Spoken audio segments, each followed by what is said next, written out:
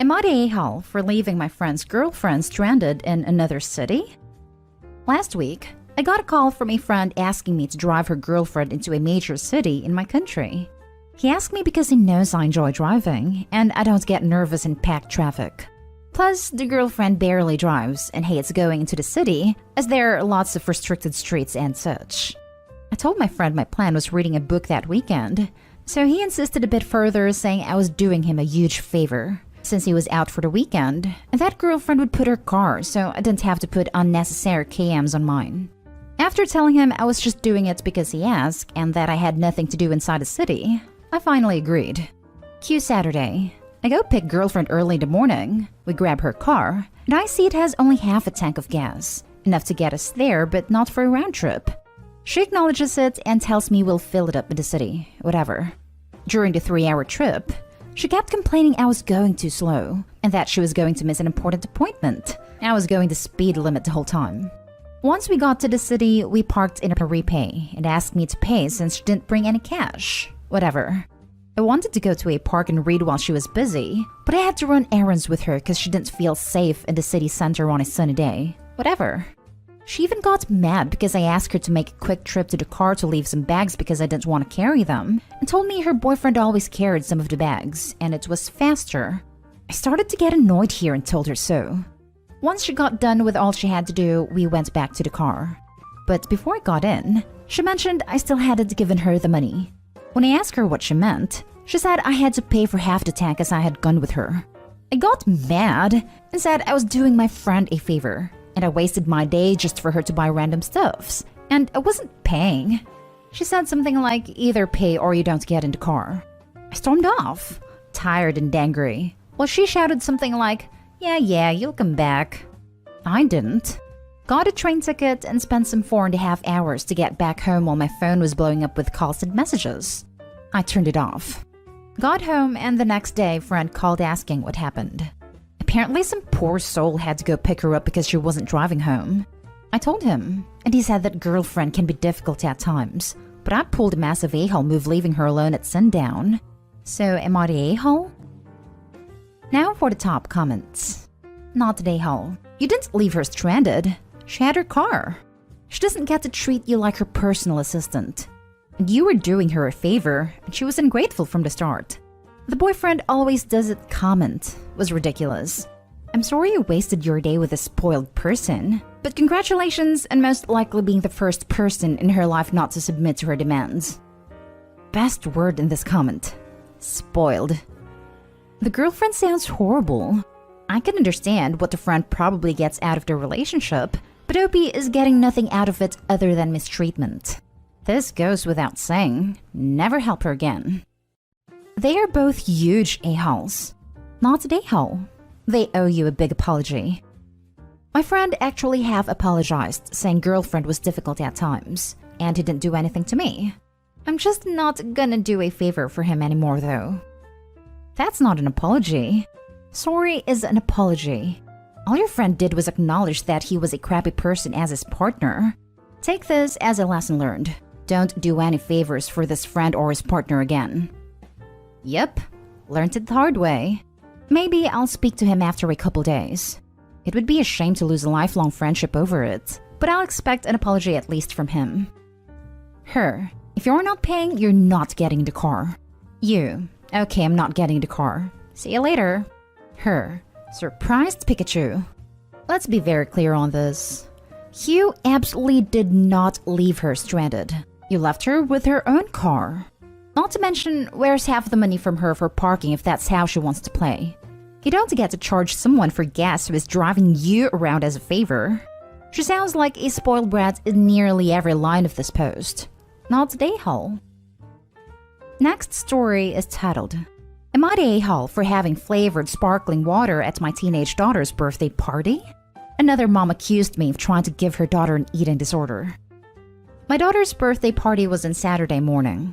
She's 13 years old. We just hosted it in our backyard. For food, we ordered pizzas, wings, garlic bread, tortilla chips, guacamole, salsa, pasta salad, and burgers. When it came to drinks, we had water, sparkling water, lemonade. So we have the birthday party. Everything is going well. One of the moms, call her Lacey, comes to pick up her daughter. Then she finds her drinking a LaCroix. She tells her daughter to toss the drink. And then she comes up to me and is like, "Why are you offering diet products to my children?" I'm like, "It's just sparkling water." She then flips out saying that her daughter does not need artificial soda replacement. She goes on to say that if I want to give my children eating disorders, I can do that, but not for her children. I was taken aback and just how aggressive she was, and I didn't feel like I did anything wrong. I was like, "Look, I have pizza, wings, and brownies. This is not a diet party at all." She then tells me I have no right to judge what is a diet product or not. She and her daughter both left. Also, she later posted on Facebook, I'm not friends with her, that some people are trying to push diet products onto children that aren't even theirs. For what it's worth, if my children wanted soda, I'm cool with them having it in moderation, but none of my children do. And it was just really odd for me too. Like, I have never heard of anyone say that flavored sparkling water is an artificial replacement for soda. Also, I didn't say anything to her, but it was extra odd because both her and her daughter were obese. So it's just extra odd they are accusing me of trying to give them eating disorders. Not Dayhall at all. Seems to me like she was self-conscious of her own issues and decided to attack you for it. I think it was clever you had sparkling water. You also had other options for drinks. It's not as though you forced her child to drink sparkling water. I appreciate it when water is also available at parties. I can't quite quench my thirst with sweet drinks. I also like water as an option, though I have no problem drinking sweet drinks. Water and tea are almost always available. Don't let this eat at you too much. Not Dayhall. That lady has serious issues. Sounds like she's already got an eating disorder and is passing it onto her child. Also, the idea of diet water is really funny to me. Like, the default is Mountain Dew, and water is diet hydration. Not Dayhall for offering sparkling water. The young lady had a choice. That's what she chose. Personal informed choice is a protective factor against eating disorders. I think Mama is defensive about her size. You might be the a-hole for getting us all salivating over the party menu. Not Dayhall. What the hell is an artificial replacement for soda? Soda is not a natural product. There are no soda trees or natural Coke springs. That would be like calling Dr. Pepper an artificial substitute for Coke. What a nut job. Now for the next story. Am I the a-hole for telling my friend to leave over my weird obsession and to never come back again? I've been thinking about posting this for a while, but I've held off. Around 2 weeks ago, I invited a few friends over to my house to chill and hang out. Now, in my friend group, a lot of them think that I'm weird because I collect things. But for me, it's an investment. I have a specific room where I have tons of old video games, dolls, baseball/football cards, and antiques that easily total over 100,000. And since prices keep rising, I keep collecting things I know will be valuable later on. I have this really cherished antique that I, in all my trading, both buying and selling, have never even considered anything to do with it. An incredibly old Springfield 1861 musket, bayonet included. It was passed down from generations ago and I still have it. One of my friends asked me what valuable junk I have, and I decided to turn up my ego and told him that I had a genuine 1861 Springfield rifle. None of them believed me, so I told them that I would go up, take a picture, and bring it back down. The guy who asked said that wasn't enough, and that it could have been faked, and then thought it was his personal right to practically run to my room without my permission. We all practically chased after him to stop him, and right as he entered the room, he tripped over a bunch of baseball cards and smashed 3 pots that totaled around $6,000.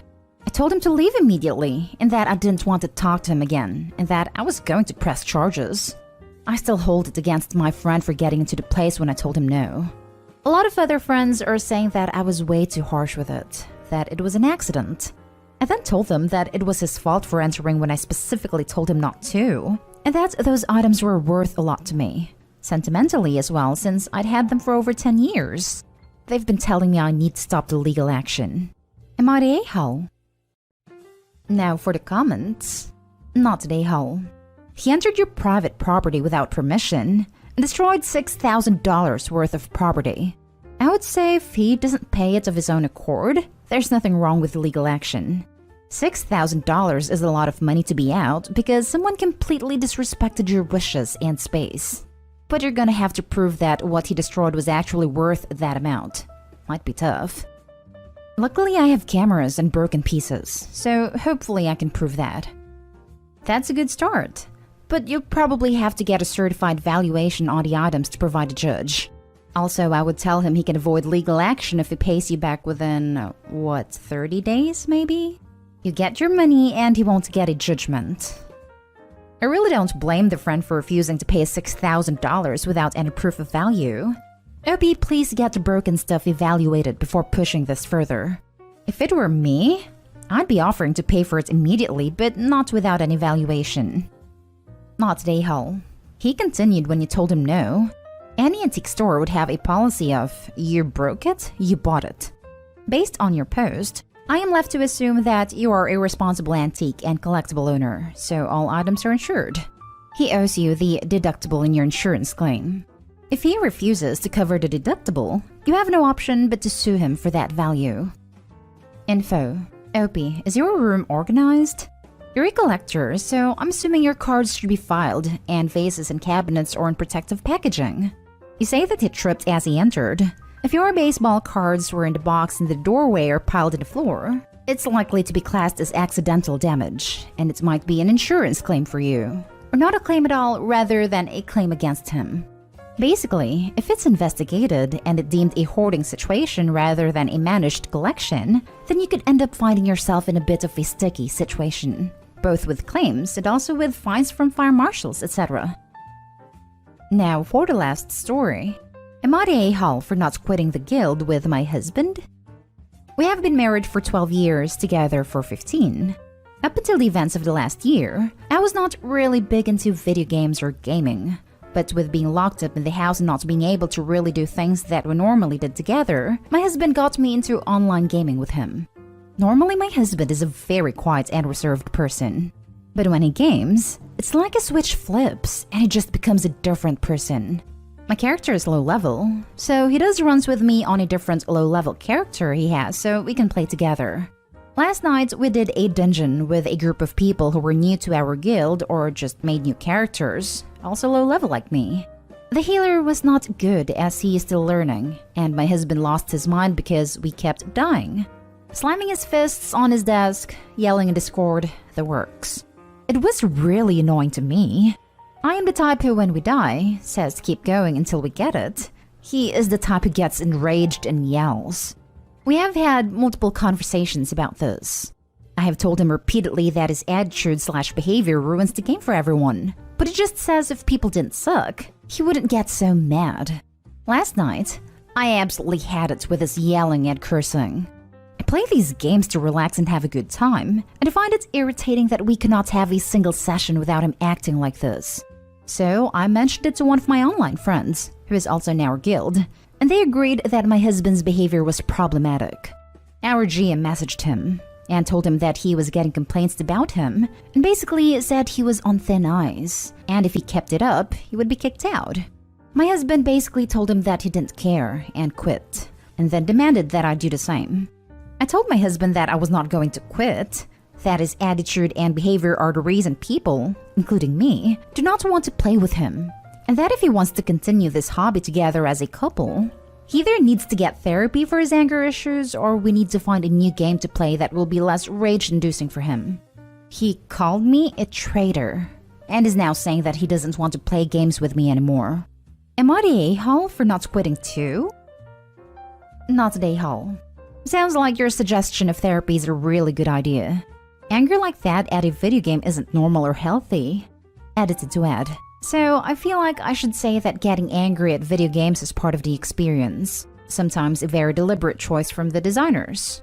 But the level of anger we are hearing about while someone is leveling an alternative character, as opposed to end game progression or elite PvP, makes the level of anger and the way it was expressed beyond what I would consider normal. Some of the comments here are great though, in terms of most rage-inducing experience in games. Mine is being in the water temple in Ocarina of Time for 6 hours. Easy to say that until you miss a 3-foot putt in Tiger Woods' '08 and you lost a $20 bet. And have to clean the bathroom because your roommate absolutely played out of his mind. Damn you, Drew. I'll never forgive you. You rat bastard. Not today, Hull. Your husband's behavior does nothing to help. Significant other is a raid leader, and I know he gets frustrated. But instead of screaming and banging his fists, he calmly asks for feedback and offers ideas for why something went badly and how that can be resolved. Because it is an effing video game, and you can razz your character. Your husband's attitude is awful, and he shouldn't care about being out when he thinks he's so much better than the rest of the guild. If this is WoW Classic, you're Alliance and want another friend, DM. This is how I feel. It's a game. It's fake. It has zero effect on real life, except for when he starts getting angry. If we die, we die, and then try again. I honestly do not care that much. Not today, Hull. GM was more than fair. Husband decided to rage quit. None of this should extend to you. He needs to sort out his anger issues. Games are supposed to be fun. Info. Just for my own curiosity, what role is your husband's character? I'm assuming it's either a tank or DPS? He plays a tank. I play mage. His low-level character is a mage like mine.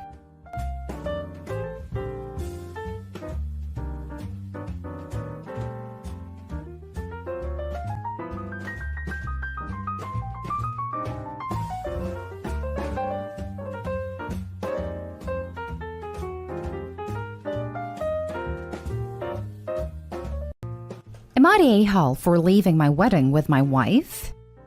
Title is confusing, so I will try to explain it as better as I can. I'm male 29, have been with my girlfriend, female 29, for about 6 years. We love each other very much and have a fulfilling relationship. We are, however, a very introverted couple, so when we discussed marriage, we were both on the idea that we didn't want a traditional wedding or a wedding at all. We want to go to a courthouse by ourselves, no friends or family, sign the paper and then go to our honeymoon. In our country, this is very weird since weddings are expected to be massive, over the top, and every member of the family must be invited disregarding your level of closeness with them.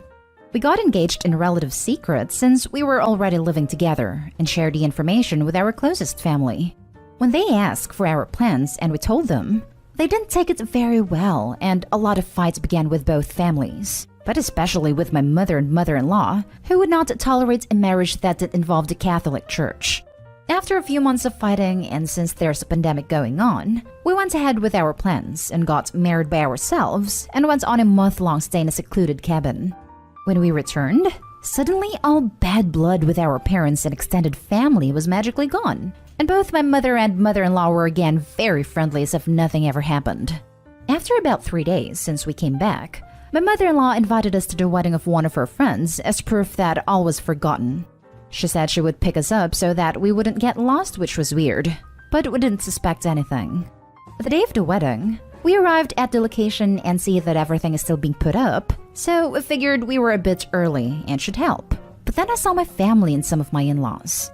Turns out, it was our wedding, and they had planned it to be a surprise. They already had a dress, church, food, DJ, everything.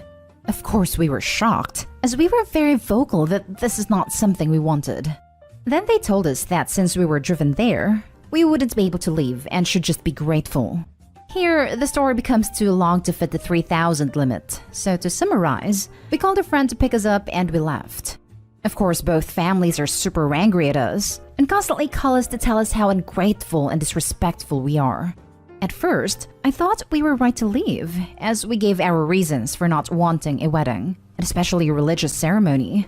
But we've been told they invited over 200 people, and felt very humiliated when everyone arrived and we weren't there. So now we are doubting and there's nothing like asking strangers for judgment. So Reddit, am I, we, the a-holes? Now for the top comments. Not the a-hole. They basically kidnapped you to perform for them. You have every right to leave. That's exactly what we felt. She drove us there, so we would have to stay. Basically, we were taken as hostages. This story is so insane that I'm questioning that it's real or not. How can people be so self-absorbed they show no regards for others like this? They treated you like puppets. Not Dayhall. Not Dayhall. They had no right to do that. I told them you didn't want this, and were hoping to embarrass / guilt / shame / trap you into doing it anyway. They're upset that you put them in an uncomfortable position. That's exactly what they'd planned for you. I'm glad you guys stood up to them as a team. Thank you. Ever since we announced our plans, the guilt trips and manipulation has been over the top. They threw you a surprise wedding? Not Dayhall. If any part of this is true, they are crazy as hell and you should cut contact. Although uncommon in my country and region, this type of surprise wedding is not unheard of. But it mostly happens when people get pregnant or if both families are super conservative and find out that intercourse has been happening. Since this wasn't our case, we didn't suspect anything, but I can see why it would be hard to believe. Now for the next story. Am I the a-hole for wanting a child-free wedding on my niece's birthday? So me, 28 female, and future hubby are doing the damn thing, hopefully, this year in August. We have been engaged since 2019 and together since 2012, so this has been a long time coming. For some background, I have 10 siblings, I am the youngest, and combined, they have 30 children, 20 of which are aged between 4 to 17 years. For our big day, me and my fiancé chose a date, but not the year luckily, when we got engaged. And it has been meaningful for us. It is actually my mother's birthday. So our first call was to my mom to ask her permission if she would be okay with us having our wedding on her birthday at some point. To our delight, she was super happy with the idea, so that's that. In addition, one of my sister's child, 8 years old, has her birthday on the same day. So our next call was actually to her to tell her that we would like to choose that date. And the wedding will most likely be child-free because we could never afford to invite everyone. Back then, she was like, yeah, do whatever, you didn't even have to call to ask. So now coming back today, the invitations have been sent and she got hers today. And I get a call from her. Sis, so I wanted to make sure that the sentence, please leave your children home, does not extend to your relatives, right? Me, this extends to all of our invited guests, family, and friends alike. Sis, but I am your sister. Why should we leave them home? Besides, I have promised XY all this time that we will be going to have a great dance party at your wedding for her birthday. Me, I am sorry, but I told you that beforehand when I asked about the date as well. We cannot afford to invite so many guests. Think how many children there would be. Sis, no, but you should make an exception because it is her birthday. And I promised we will go. I know some of my other siblings are mad about the child-free thing as well, and we are getting a lot of heat for it. My fiancé has a very small family, so I feel bad constantly that mine is so huge. We just want a cool party with just close relatives and friends, and not to mention COVID has set quite the limit. So am I the a-hole because I knew my chosen wedding date was someone's child birthday, and I knew that I wanted to have a child-free wedding, and now I do not want to make an exception? Not the a-hole. You called to ask and got permission. Your sister is the a-hole for backtracking. Exceptions will cause drama with other parents. I totally agree as long as OP is fine with a lot of her family members declining the invitation. They don't have a right to be mad, but they do have a right to stay home. Why would a lot decline? My parents used to attend all kinds of events that were child-free. I could understand if the one sister did because it's her kid's birthday, but why would others? Not a a-hole. This is a date that is special to you. You told her what you were doing. She chose to promise her daughter something that, frankly, wasn't in her control. Aside from the fact that she blatantly disregarded what you already told her. There is nothing wrong with child-free weddings. Your family can suck it up and get over it. I was not invited to weddings as a child.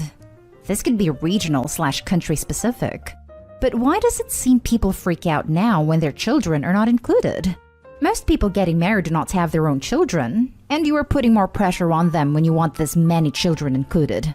Also, the last place I would want to be on my 8th birthday is a wedding. I get it. It puts the parents in a tricky spot that they're either not with their daughter on one of her birthdays or they miss one of their siblings' weddings.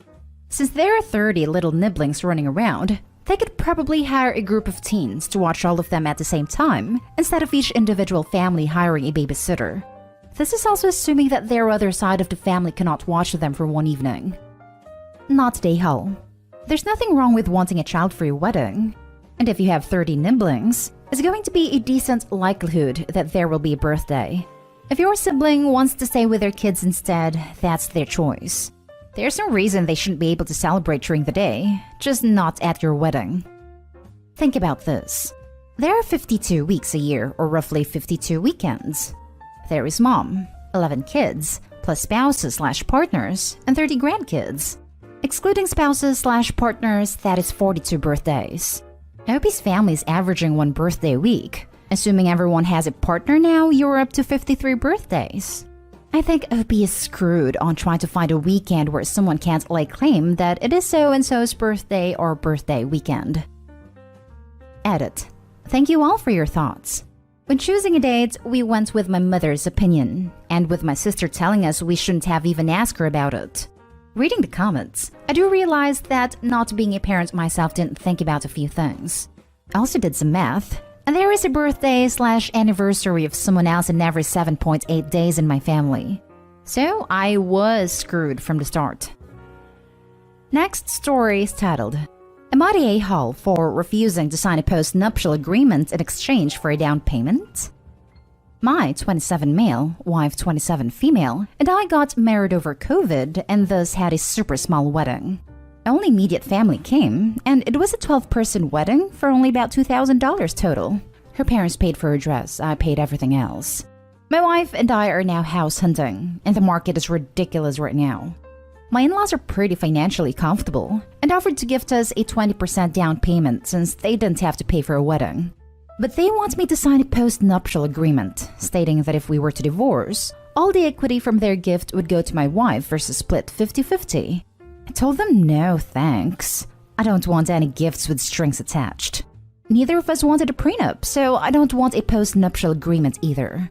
I make about 50% more than the wife and knew there was some risk, but that's not the kind of marriage I want. My wife agreed.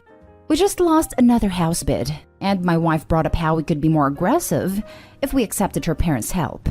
I told her my stance hasn't changed. If they removed a caveat, I will, but I don't want them to have any involvement like that, and I want to keep our marriage attorney-free. She gets it, but is getting more antsy about not winning any housing bids, and thinks I should reconsider. Her brother, who I know pretty well, also is now trying to get me to agree to it, saying I should put aside my pride so we can get a better housing for our future family. Planning to have kids soon. But I just feel like they'll breed resentment and cause drama that I don't want in our marriage. Edit. It's not like we'd be homeless without their support. I make a good living and she does okay. It's just the housing market is pretty crazy right now, and we live in an expensive housing market. I don't want a loan from them, even if zero interest. We don't want more debt than we'd originally be planning to take on with our current budget. I'm not trying to negotiate a postnup to be more beneficial to me. The whole point is that we both agree to a marriage without getting lawyers involved, which is a binary matter here. Now for the top comments. Not a day-hole. Gifts with strings are never a good idea. You are right to avoid this. Agreeing to it being a loan with an interest rate to be paid off when the property sells would make more sense, but all the future equity is unfair and inequitable. Unless she makes all the payments and pays all the expenses. No a-holes here. I totally understand all the different sides of this issue, honestly. You don't like the idea of the strings, but also probably they're doubting the long-term validity of your relationship. Your in-laws don't like the idea of a possible divorce in just a couple months would entitle you to half of their hard-earned money. Your wife doesn't like being in the middle and wants to get a house ASAP. As a parent, I would probably also like a post-nuptial agreement for a gift of a significant amount of money. But there is a reasonable solution that all of you are overlooking. Get a post-nuptial agreement that expires in X years. This would solve both their concerns and also have a null impact on your relationship, assuming that you are in it for the long haul anyway. It's not about how many years it would apply. We went into our engagement with me making significantly more, and I likely always will. I knew going into the marriage that divorce is possible, but we both agreed to jump into the marriage with 2 feet. I'm not saying, oh well, I should receive the majority of equity for mortgage payments then, because I'm paying a bigger portion of it. We didn't want a lawyer-involved marriage in general. which is pretty binary to me. That's not a postnup. If your in-laws want to give you 20% down, you and your wife can drop a contract with her parents stating that if you divorce, you and your wife will give her parents their 20% back. Or you could treat it as a second mortgage loan from them. It's obviously not a gift if they want the money back. Now for the last story. Am I the a-hole? My mother gave me an ultimatum last night regarding my wedding. Background: my older brother is an embarrassment. He's racist, awkward, weird, a drunk, and is also 16 years my senior. My partner and I got engaged on New Year's Eve. Our original plan was to do a city hall wedding, then bop off to our honeymoon.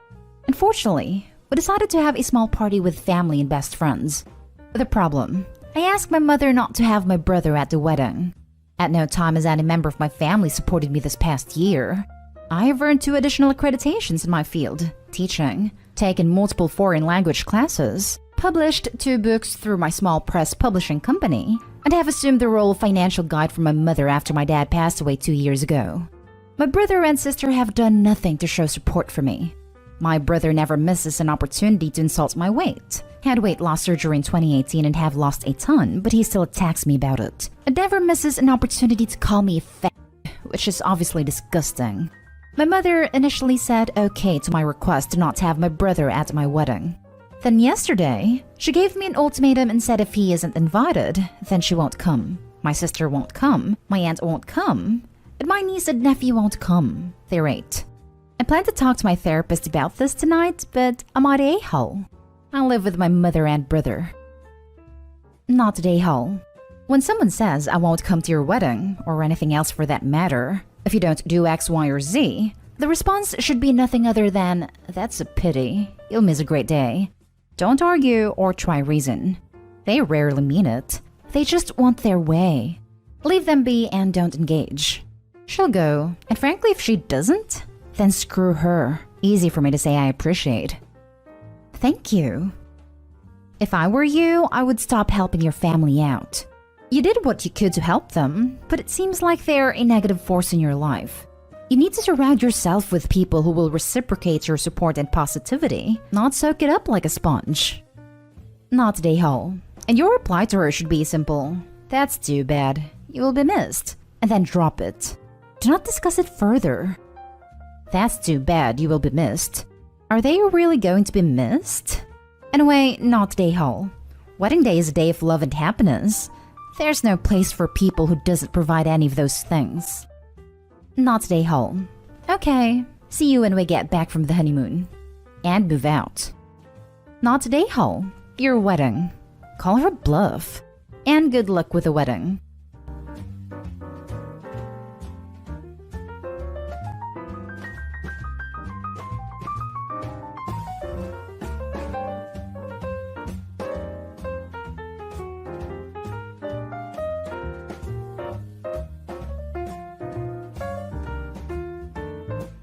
Am I the a-hole for laughing at my mom and telling her it's not my fault she's broke?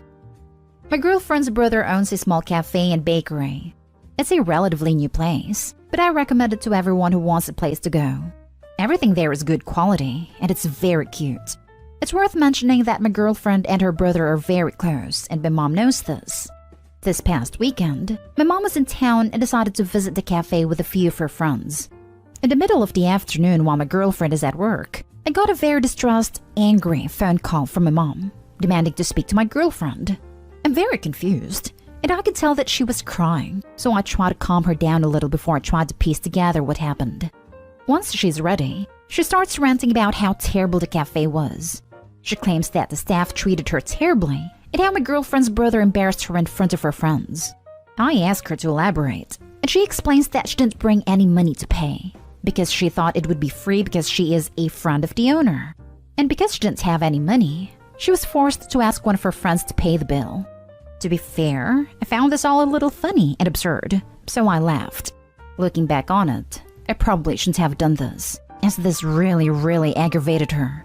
She got mad and proceeded to call my girlfriend a terrible person who was never going to be part of the family. I got mad, telling my mom that it's not my fault that she's broke. After that, she hung up. I thought it was fine, but then I found out that my mom left a pretty bad review on the cafe's website, harassed the cafe, and left my girlfriend a string of badly written text messages. I feel bad because I don't want my girlfriend or her brother to suffer because of my actions. Edit. I've apologized to my girlfriend and her brother for my mom's behavior. My girlfriend doesn't blame me, but I still feel terrible. Not today, home. But you should really have a talk with your mother about how trash her behavior was, considering no one had ever said she would get a free ride there. Also, I would more likely apologize to your girlfriend and her brother about your mother's behavior. I'd work on getting her to apologize and take the review down. Yeah, no. I have no idea how she thought she would get a meal for several people on the house because she vaguely knows the owner. I don't think I've even got any free drink there. I've already apologized to my girlfriend and her brother. I feel so bad for the both of them. Constant free stuff from small places quickly causes those places to go broke. She was trying to show off and got embarrassed instead. That's a life lesson. I have two friends who have owned restaurants. One friend made it very clear from the beginning that there would be no freebies or discounts for friends. The other gave free stuff and discounts to anyone with the tiniest connection to him. Oh, you're my second cousin's dog groomer's landscaper's wife.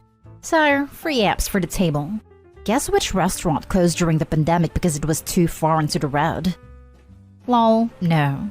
Your mom is an entitled a-hole though for assuming she can just get freebies, then be so offended when told to pay up.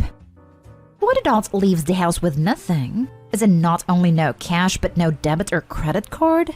Maybe just me, but I think I have a $5 on me just to take the trash out, just in case. Also, I'm wondering, did mom think just she could get a free coffee and cupcake? Or was she thinking she could bring herself and friends for a free party? I'm wondering if that was why she was super embarrassed. Like she promised her friends, let's go and all get free goodies. She expected both her and her friends' meals to be free. She also encouraged them to order as much as possible, and she was under the impression that it was on the house, which even if it was, is still a trashy thing to do. So when the check came and she discovered that she had to pay, it was pretty humiliating and embarrassing. Next story is titled, Am I the a-hole for not sharing the role of mom at Mother's Day with my kid's stepmom? I have two kids, ages 11 female and 9 male. Ex and I were young parents, and broke up the day our son was born. He married his wife Kate when our kids were 4 and 2, and it's been a wild ride. When Ex first married Kate, he filed to change our custody plan to 50-50, which wasn't possible before because he worked as a truck driver and was away a lot. He wanted the kids at his house with Kate, even if he wasn't going to be there. The judge rejected it, and the custody remained in place for another 2 years, until he left that job so he could have more time with the kids. Then custody went to 50-50. Ex and Kate have always referred to her as Mom Kate, but the kids call her Kate. When custody went to 50-50, Ex asked me to split Mother's Day with them so the kids could celebrate with both moms equally. I said no. I got Mother's Day just like he got Father's Day. It caused some tension, but I had a court order to back me up. There has been tension and drama over how the kids refer to Kate, their relationship with her versus their relationship with me, and how I have never accepted shared mom role with Kate. The truth is, I've always felt like she's secondary to me and my ex. Still an active part of their lives, still has her opinions and requests, but that ex and I are the ones who should be dealing with the nitty-gritty stuff. Then I found out 6 weeks ago that ex has asked the kids twice to ask me to let them go to his house for half of Mother's Day. It came up when my son told me that their dad asked them to tell me we needed to talk about Kate being their mom. He asked me what I wanted them to tell their dad, and I said nothing, that I would talk to dad and they didn't need to.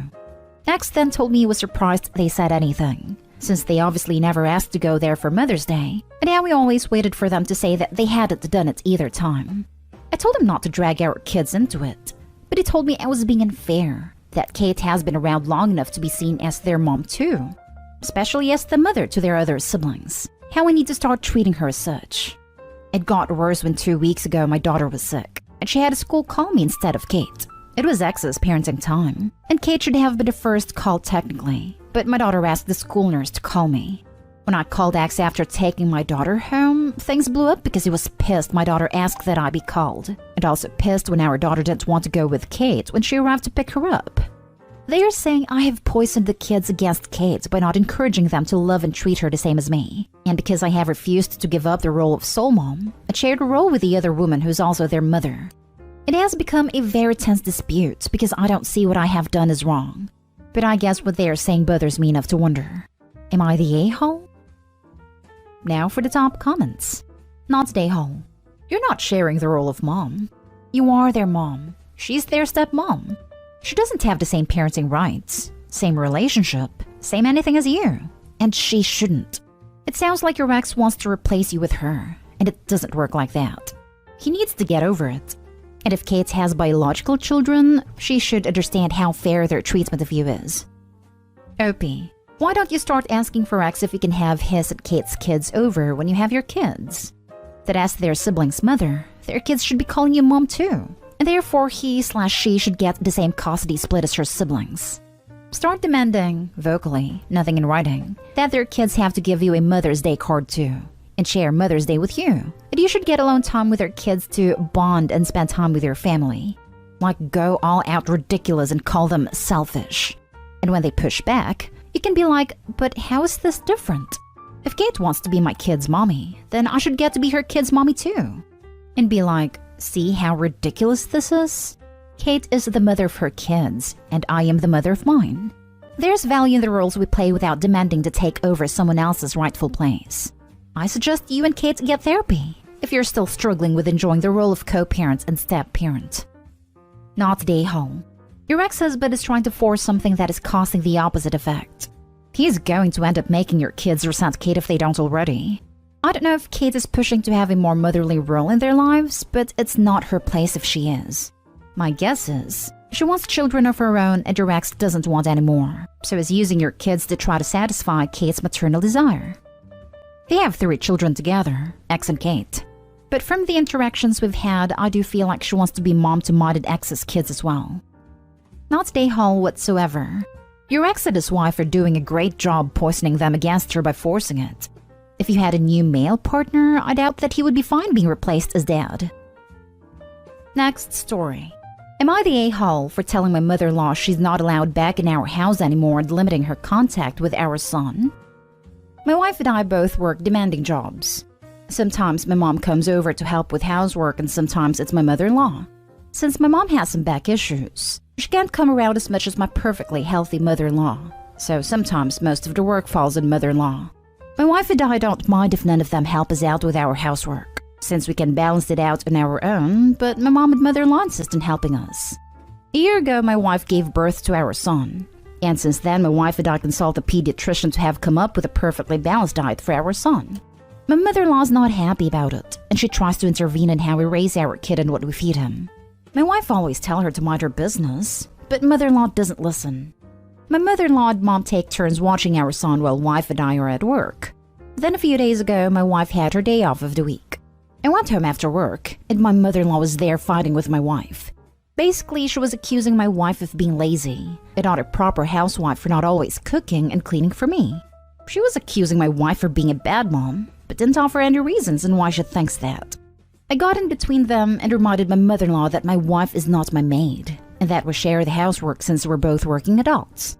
Mother-in-law told me to stop trying to justify my wife, and that she did a bad job raising her daughter because she's not a properly trained housewife. Then she started attacking me for not demanding my own mom to do more to help us out, and only expecting help from her. I told her we're not expecting help from anyone, and that she was insisting on helping us out. But nobody's forcing her, just like I won't force my own sick mother to do more than she's able to do. She kept yelling and woke up the baby, and then accused us of waking up the kid. I ended up telling her to get out of our house, that she's no longer welcome here if she insults my wife. It will just take our son to her place a couple of times a week to see him. Out of spite, then she admitted she's been feeding our son stuff we don't want him to have in his diet, and that she's doing it behind our back because we are stupid to listen to whatever our pediatrician says.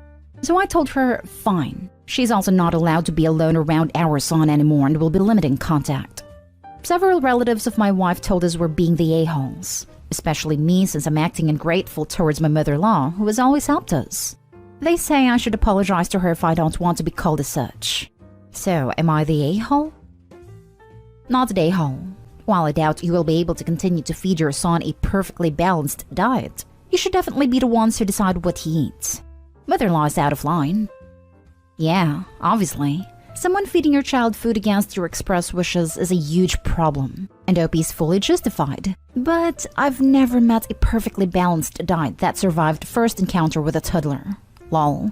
Hell, my older kid is actually a pretty adventurous eater, who likes lots of healthy foods, but that doesn't mean she ate them all the time, in a balanced and logical way.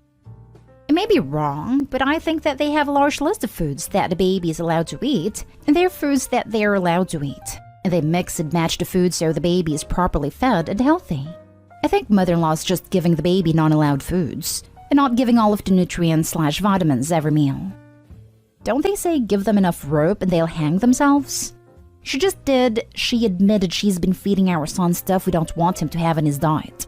Your mother-in-law has the syndrome of, I raised my children 30 years ago, so I know even better than professionals. Not someone you'd like to keep around your baby.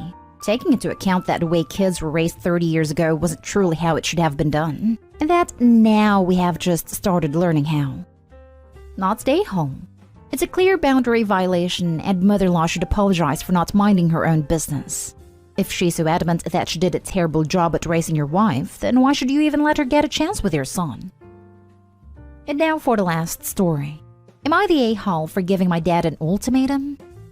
My dad married Jen when I was 10, and Jen had a daughter Lisa who is the same age as me. We did like each other even before Dad and Jen married each other. I found her really offensive. She found me prissy and oversensitive. The latter can be true, admittedly. They got married and wanted us to put aside our differences and treat each other like siblings. The problem was, Lisa hated Jen for leaving her dad. Like, hated her. I'm not sure why she actually continued with 50-50 when she hated her mom so much, even going as far as telling her mom she hoped she would die and get hurt, but she was around every other week until we were 17. My dad and Jen hoped with time things would work out, but I will never ever want Lisa in my life, and the feeling is mutual. I got married a couple of years ago and my dad and I fought over my not inviting Lisa, and now I'm expecting my first child and the discussion has come up again. He keeps bringing it up, but I have told him it won't happen and to stop asking/demanding. We have debated this heatedly. I have told him it's not up for discussion, but he has told me this is family we're talking about. When he said that to me, I told him it's not family. That I actively reject Lisa being my family. That it might hurt him and Jen, but I reject it. I refuse to acknowledge it. I will actively deny it if someone asks or bring it up. They may be married, but it will be over my dead body that I ever treat or acknowledge Lisa as part of my family. He told me that is exactly how Lisa behaves, and that if I feel like she's wrong, I should see how wrong it is for me. I told him it's the one thing I don't care if I'm like her on. She is not and never will be my family, and I will speak that into resistance. I will reject any and all attempt to try and prove she is family, and I don't care about how socially she would be seen that way. He told me he will never stop bringing it up. That especially with the new generation of the family being started, it's important. So I gave him an ultimatum to either drop the subject or risk pushing me away and not being a big part of his grandchild's life. My dad is furious I would issue an ultimatum like that, but I feel like this needs to be nipped in the bud. And I will follow through because he is not going to tell my child Lisa is their aunt and hype up this person and the relationship they could have if I would just allow it. Am I the a-hole? Not the a-hole. Well done for setting boundaries. It's your life and you don't owe anyone a part in it if you don't want them there, or they can respect your opinion or wishes/won't recognize your boundaries. Of course, you get to decide who you keep in your life. Even if she were your biological sister, you wouldn't have to keep her in your life if she's someone you dislike this much. Also, your dad and your stepmom need to see that him bring this up constantly is only making it worse. Not today, home. I haven't talked to my blood brother in damn well 15 years. And the family got the same ultimatum. I can cut everyone off just as easy. Very few things we should be selfish about. But if someone being a part of your life makes you miserable, then they shouldn't be a part of your life. It's that simple. If Lisa is so full of hate, how can your father justify bringing that toxicity into your child's life? And if resentment runs that deeply with Lisa, you have every right to ensure the safety and well-being of your child. Take care of yourself. Sounds like the dad's still trying to pretend they're one big happy family. I'm sure that didn't help things in those 7 years they grew up together.